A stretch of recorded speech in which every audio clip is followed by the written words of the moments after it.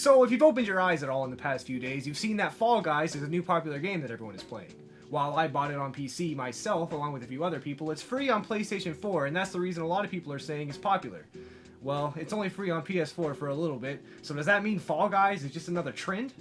Well, I'm the one who has to answer that, right? So as you can tell, this video came out on August 14th, 2020, so the game is still in its early stages, and no one has had a ton of time to make a proper opinion on the game, but I'm still gonna try my best. Obviously, Fall Guys being a battle royale and free on PlayStation 4 makes it look like just another one of those free battle royale games that is fun for a while until everyone just stops playing one day. But I honestly think that Fall Guys is much more different and unique than any of the other free games that came and went, and I have several reasons for this too. But for the people who don't know, let me tell you a little bit about Fall Guys. So Fall Guys is a battle royale, but instead of it being a first-person shooter where the last one alive wins, it's a Mario Party minigame like battle royale. There's 60 people to start with, and you go through a gauntlet of minigames where people get eliminated one by one until there's one guy left. And that guy wins. My first impression of this game was me thinking about how long Nintendo could have done something just like this, or even better with Mario Party or something, but because they have horrible online, they did not. So needless to say, I'm very happy to see this game is using the Battle Royale idea with a different genre. I think that's really creative. First of all, let me start by saying this game is still new, so there aren't too many features or mini games yet, but there's certainly enough to have fun without it getting old. It's not that important, but I just wanted to mention it because I think in the future, Fall Guys will have a lot more added onto it, which is great. The servers also have been said to be pretty bad, but I think that's just because there's suddenly a lot of people wanting to play this new game. Nintendo knows something about that, right? So anyway, now that I've rambled about the game enough, let's look into what it's like to actually play the game.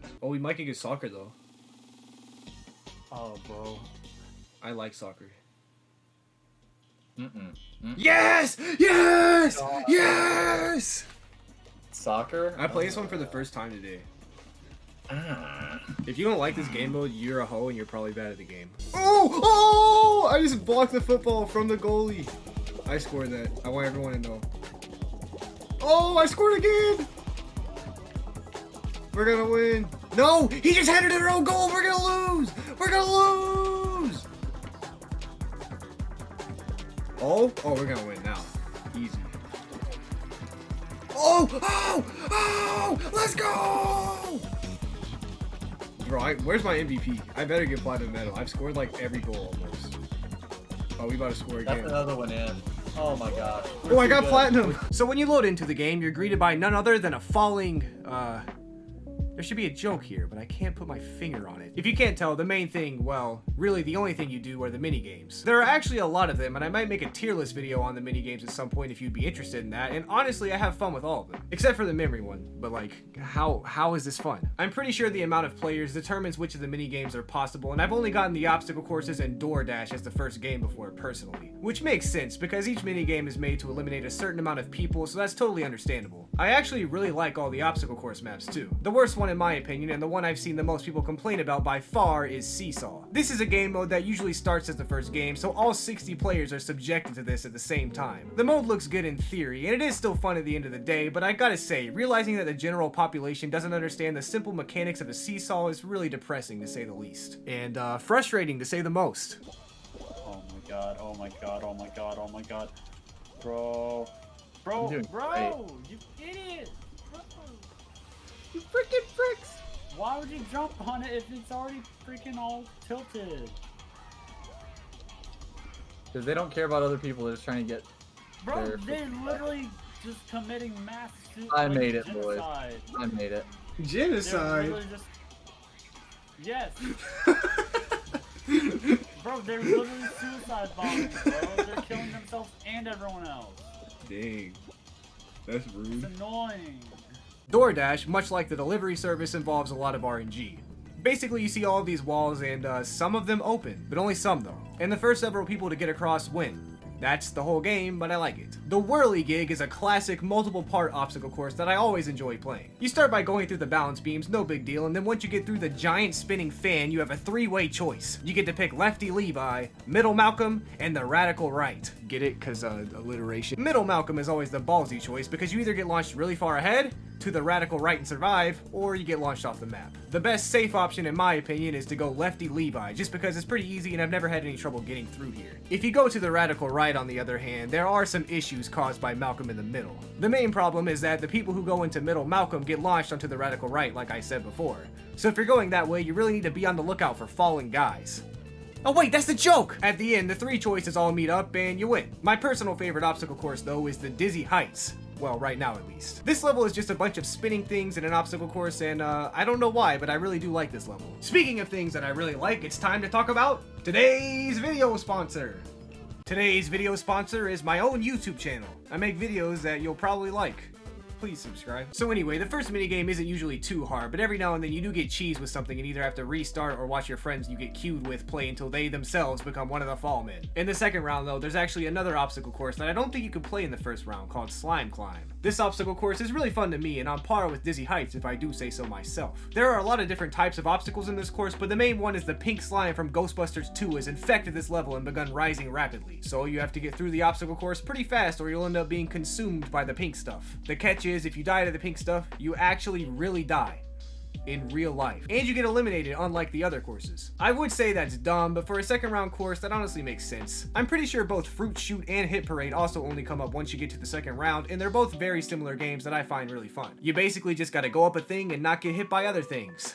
I mean, I don't know, that sounds pretty easy to me. Jump Club and Rollout are both really fun wipeout-like levels where you really just need to survive and you win the game. This usually seems easy, but with the way the physics in this game work, it's really easy for your character to fall over, and when your guy falls over, you can't move at all, making you a really good target for most obstacles. There's also this hole-in-the-wall game mode that's pretty much the same thing, where you just have to survive and hope your guy doesn't fall over somehow. In all 3 of these game modes are really fun to me, and I'm never disappointed when I see them, but there are a few second-round games that I actually have a few choice words for. So one of the games that really burns my balls is called Egg Scrambled, and it's a game where you go around grabbing eggs. You know, that seems pretty normal, right? Well, the problem is, the same thing happens every game, and there's nothing you can do about it. All that happens is 2 teams just double team one team. So one team sits around with 0 eggs for the whole time, and you can't do anything about it. But oh, it gets worse. Much worse. There's a game called Hoarders. Yeah, what a great name for a mini game, right? And it's just like the egg game, except for instead of grabbing eggs, you go around pushing these big ugly balls. I don't like pushing big ugly balls. I don't want to do that. And the balls have a mind of their own. You try pushing the ball, they go the other way. They go exactly what you don't want to do. And if you try defending your balls, someone else just grabs them. I'm tired of people grabbing my balls. Anyway, I've also heard some complaints about tail tag, but honestly, I like that one a lot, and I haven't even had any problems with it. The fall ball mini game where you race with your ball is one that I always find fun, but it's certainly the definition of upper mid tier if you ask me. Also, there's one game mode called Hoopsie Daisy, and while Taco Spartan might really enjoy this game mode, I hate it. It's just RNG where the hoops spawn, and while I do usually win, it's just not a fun game to me. The activity is just diving when there happens to be a hoop near you. You literally jump through hoops for XP. Usually the closer you get to the end, the more likely you are to get the tiptoe minigame, which is kinda hard but still fun if you ask me. In this game there are a bunch of tiles, except just like Indiana Jones 3, most of them are fake. But unlike Indiana Jones 3, you don't have to know how to spell God's name, you just gotta know how to pray to him because it's straight RNG. The strat I like using the most is just going ham in the beginning just to get the path going, but as it develops, I push other people into the tiles in hopes that I don't fall off and die, because that's not fun. I don't want to be a fall man. There are also 3 game modes that can only happen in the final round, so there's only one winner for all these games. The most infamous, I'd say, is the Royal Fumble, where there's one tail and everyone tries to get it. The person who has the tail when time runs out wins the game. But as Alpha Rat has kindly pointed out to the masses, if you have the tail and just leave the game, then it's random who wins, which is kind of funny, I guess. There's also Fall Mountain, which is another obstacle course, but this one has several cannons shooting balls at you the entire time. And since there's only one winner, if you get hit with some balls or just fall over, you're probably gonna lose. I really do enjoy this one, but it is hard to say the least. Last, and the opposite of the least, we have Hexagonal Hell. Hexagon. This reminds me of those Minecraft minigames people play, except this one doesn't make me want to stomp on Legos with my bare feet. Obviously, this one is going to be hard to win since there's only one winner per game, but I like this one way more than all the other games. There are several layers of hexagons that disappear once you step on them. Last one to fall and lose their life wins. I'm fairly certain I'm in the majority when I say this is my favorite game, but if you actually don't like this one, please let me know, because I've been looking for some people to blacklist for my channel. So we've gone over most of the games in Fall Guys, and really that's all you need to know about, but none of this answers the question at hand. Which I guess that's my fault. So looking at Fall Guys, it's far from a complete game, but it obviously has a lot of potential to be a good long-term game. I personally really enjoy the game, and I wish they would go ahead and add cross-platform, because let me tell you, adding that would pretty much secure this game not being a fad. I think with the way the game is set up, with how you unlock costumes, color palettes, and other things for your character, that this game is going to get better and better as more things are added, polished, and fixed. Obviously, you could say that about any game, but it's honestly been a long time since the base idea of a game was this good. The only game I could think of similar to Fall Guys is Mario Party, and I'm sure if I were to say Super Mario Party but Battle Royale before this game came out, people would think I was memeing. So clearly, at the very least, Fall Guys has a solid idea here for a really good game, and people everywhere clearly like it a lot. Me included in that, by the way. So while I can't see into the future, I can guarantee that I will be playing this game for a long time, because I really like it a lot, and this game's really right up my alley. But in terms of asking if this game is a fad or not, I really don't think it is. Unlike a lot of the other games that have come and gone, this game is really unique, and people all over the world seem to agree. And I could be wrong, I guess, but I haven't won a single game of Fall Guys yet, and let me tell you, I'm not ending on a loss. I never give a fuck like I'm a fool. Bitches know I do this. Yo, some drug